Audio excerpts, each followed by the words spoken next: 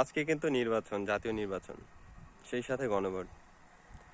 বারবার তখন থেকে বলতেছি যে আসলে রাস্তাঘাট মোটামুটি ফাঁকা, মানে যাদেরকে নিয়ে আসতেছে মোটামুটি সেই গাড়িগুলো চলতেছে, বাকি আর কোনো গাড়ি চলে না। তো নির্বাচন নিয়ে আসলে এত কথা বলছি এতটুকুই, যে এই সব কিছু হচ্ছে মূলত জবাবদিহিতা নিশ্চিত করার জন্য, স্বচ্ছতা বাড়ানোর জন্য, প্রচলিত যে সমস্যাগুলো আছে সেগুলো কমানোর জন্য, তাই না? কিন্তু একটা বিষয়কে জানেন, আসলে এই সমস্যাগুলো শেষ হওয়ার নয়। কারণ ব্যক্তি যদি বা দল যদি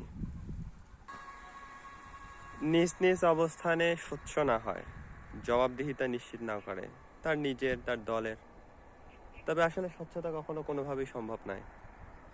সেই জন্য শিক্ষার খুব দরকার। আসলে যত সমস্যা আছে সেই সমস্যাগুলো অনেকাংশে কমানো যায় যদি শিক্ষার হার বাড়ানো যায়।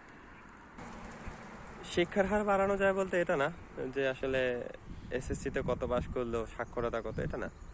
আসলে সেটা গুরুত্বপূর্ণ, কিন্তু তার সাথে সাথে আমরা যেন প্রত্যেকে নিজ নিজ অবস্থানে সারা জীবন ধরে পড়ি, পড়ার চেষ্টা করি, জানার চেষ্টা করি, গঠনমূলক হই যে কোনো বিষয়ে।